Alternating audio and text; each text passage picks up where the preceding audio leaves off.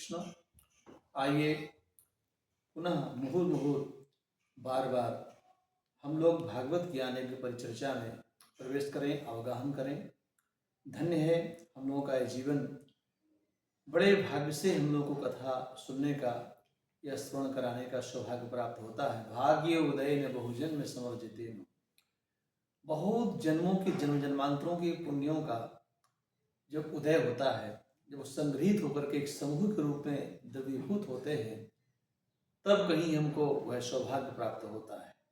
आइए हम कल विगत दिवस में आप लोगों से परिचर्चा कर रहे थे कि महाराज ऋषभ देव जी बहुत ही बड़े एक विशुद्ध सात्विक राजा, धार्मिक राजा होने के साथ साथ वो बहुत बड़े अपने आप में एक परमहंस भी थे। और ऋषभ देव जी ने अपने ज्येष्ठ पुत्र, ऋषभ देव जी के 100 पुत्र हैं, मैंने कल निवेदन किया था, उनके 100 पुत्र हुए। उनके 100 पुत्रों में से ज्येष्ठ पुत्र का नाम था भरत, जिसके नाम से इस देश का नाम भारतवर्ष हुआ। ये आगामी समय में इसकी कथा हम विस्तार से सुनाएंगे।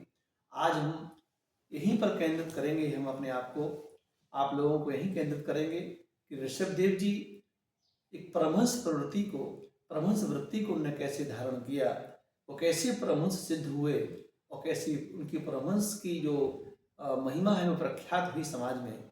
आज इसी के इर्द गिर्द हम लोग कुछ संक्षिप्त में परिचर्चा कर रहे हैं। कहते हैं कि महाराज ऋषभ देव जी ने अपने राजपाट का परित्याग करके और अरण्य की ओर उन्हें अपना अरण्य को उन्मुख हुए।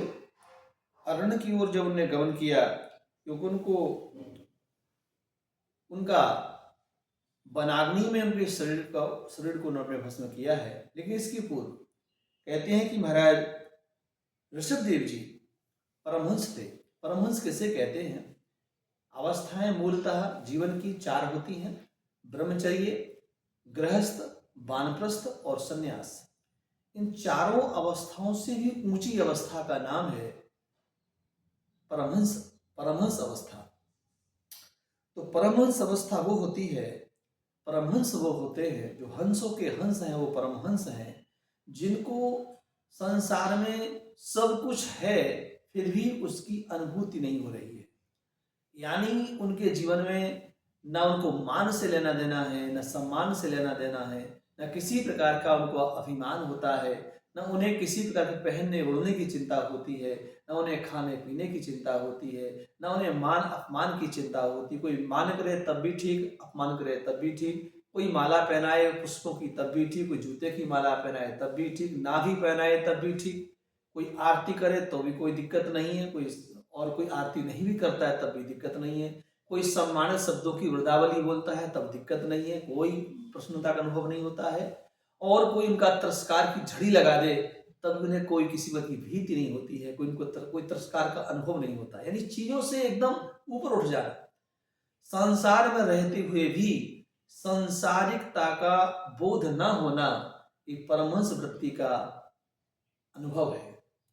ऐसी परमहंस अवस्था को प्राप्त जब उन्होंने किया तो उनके जीवन में रिद्धियां सिद्धियां आने लगी, अष्ट सिद्धि नवनिधि उनके जीवन में आई और उनसे आकर के महाराज से कहती हैं, हे महाराज, हम रिद्धि सिद्धि हैं, हमें ग्रहण कर लो। राजा परीक्षित कहते हैं, हे सुखदेव जी महाराज, जब रिद्धियां सिद्धियां महाराज के पास आई तो उन्होंने उनको स्वीकार क्यों नहीं किया?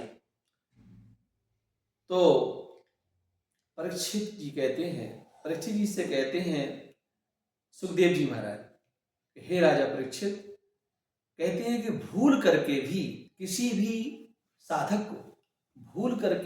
साधक को कभी किसी प्रकार का कोई प्रभुता मिलने लगे, मान सम्मान मिलने लगे, कोई किसी प्रकार की रिद्धियां सिद्धियां उसके जीवन में आने लगे, तो उस साधक को, उच्च कोटि का साधक कोई हो सकता है जो इन रिद्धि सिद्धियों के चक्कर में, जो वैभव के चक्कर में, जो सम्मान के चक्कर में ना पड़े, वो अपने आप को बिल्कुल एकदम रिजर्व रखे, अपने आप को बिल्कुल एकदम, कहते हैं, अंतर्मुखी हो जाए, बाह्यंतर से अभ्यंतर हो जाए, वो अभ्यंतर होकर के अपने आप का जीवन जीने का प्रयास करे। जैसे मैं अक्सर निवेदन करता हूं कि मनुष्य का जीवन जो है वो कछुआ के समान होना चाहिए। कछुआ को जब आप कभी छुएंगे ना, तो उसका पूरा उसके दोनों चारों पैर और अपना मुख को अंदर कर लेता है, यानी वो अपने आप को छिपाता है, वे आवरण में कर लेता है। उसी प्रकार से व्यक्ति वही महान हो सकता है जो अपना किसी प्रकार का प्रचार न करे, इस प्रचार की प्रक्रिया से दूर रहे, विज्ञापन की इस प्रक्रिया से दूर रहे, तो भगवान का साधक हो सकता है। उसी प्रकार से महाराज ऋषभदेव जी ने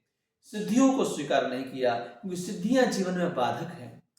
साधना के क्षेत्र में सिद्धियां बाधक होती हैं, मान सम्मान बाधक का कारण बनता है। कहते हैं कि जब व्यक्ति सिद्धियों के चक्कर में प्रलोभन में पड़ जाता है तो काम, क्रोध, लोभ, मोह, मद, मत्सर ये उस पर प्रभाव डालने लगते हैं और व्यक्ति की साधना भंग हो जाती है। इसलिए महाराज ने, ऋषभदेव जी महाराज ने किसी प्रकार की इस सिद्धियों के और प्रसिद्धियों के चक्कर में न पड़ते हुए, और उन्होंने अपने देह का जो अनुसंधान, उनको अपने देह का भी अनुसंधान ना था। उनको जो शरीर का जो शरीर का क्या नहाया है नहीं नहाया है, कपड़ा पहना है वस्त्र पहना है नहीं पहना है, खाया है नहीं खाया है, इसका उनको अनुसंधान नहीं था, उनको बोध नहीं था, उन्हें इसका कोई पता नहीं था, कोई जानकारी नहीं। खाली परमात्मा के चिंतन में, ठाकुर के चिंतन में निमग्न रहते हुए इस प्रकार से इस वृत्ति को धारण करके और धीरे धीरे आगे उनकी यात्रा बढ़ रही है और वो कर्नाटक राज्य की सीमा में पहुंच जाते हैं और कर्नाटक घोर जंगलों में जाकर के, और वहां पर उन्हीं जंगलों में जाते उन्हें इस समय जो है टोटल खान पान, फल जल सब छोड़ दिया है। उन्होंने अपने मुख में एक पत्थर के टुकड़े को रख लिया है और वो न नहाते हैं न धोते हैं, उन्हें कोई मतलब नहीं है और ऐसे ही रहते हैं। उनके शरीर में विष्ठा लगा है, कुछ भी लगा है, लेकिन उनके शरीर से दुर्गंध नहीं आ रही है। धन्य है जो व्यक्ति स्नान न करे, 2 दिन तो शरीर से दुर्गंध आने लगती है। लेकिन धन्य है महाराज ऋषभदेव जी जो महीनों सालों नहीं स्नान नहीं करते हैं, ऐसे ही अपने नग्न अवस्था में जंगलों में किया था, यहाँ वहाँ पड़े रहते हैं, भजन करते रहते हैं, लेकिन उस शरीर से दुर्गंध नहीं आती है। यद्यपि उनके शरीर से एक तेज सुगंध निकलती है जो बहुत कई कोस तक वह सुगंध फैल जाती है।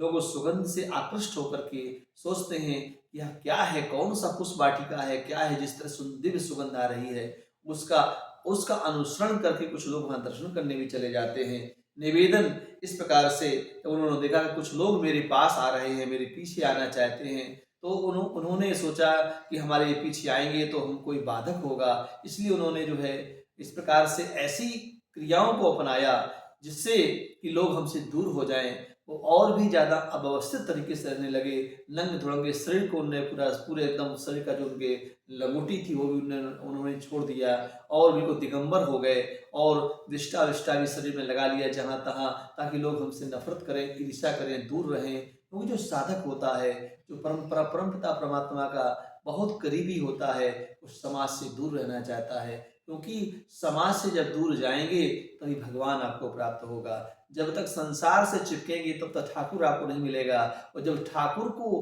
प्राप्त करना चाहेंगे तो समाज अपने आप आपसे दूर हो जाएगा। ये वृत्ति जब जीवन में आचरण में आने लगती है तो मानिएगा कि गए शरण प्रभु राखी हैं सब अपराध विचार। भगवान तभी संभव है जब सब चीजों को आप छोड़ देंगे और परमात्मा के शरण में जाएंगे। गीता में लिखा है, भगवान ने कहा अनन्यास चिंतयन्तो मामे जनाः पर्युपासते, है ना, जो सब कुछ का त्याग करके हमारे शरण में आ जाता है, जो मुझे प्राप्त कर लेता है और जो मेरा भजन करता है, उसकी योगक्षेम की रक्षा हम करते हैं। ऐसा भगवान ने गीता में अर्जुन से कहा है। यही मैं आपको निवेदन करना चाह रहा हूँ, बताना चाह रहा हूँ। यहाँ पर उन्होंने एक पत्थर के टुकड़े को मुख में रख लिया और परमात्मा का यजन करने लगे। उसी समय वन में अग्नि लग जाती है। जिस जंगल में रह रहे थे उस जंगल में अग्नि लग जाती है। 3 तरह की अग्नियां होती हैं मेरे भाई बहन। मनुष्य के पेट में होती है जठराग्नि, मनुष्य के पेट में होती है जठराग्नि, और समुद्र की कुक्षी में होती है बड़वाग्नि, और जंगल में होती है दावाग्नि। तो दावानल, बड़वानल और जठरानल 3 तरह के नल होते हैं।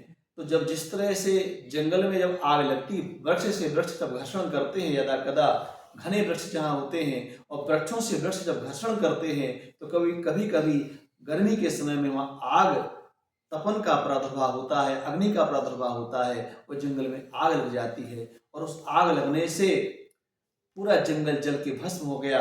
और उसी जंगल में महाराज ऋषभदेव जी का शरीर भी शांत हो गया।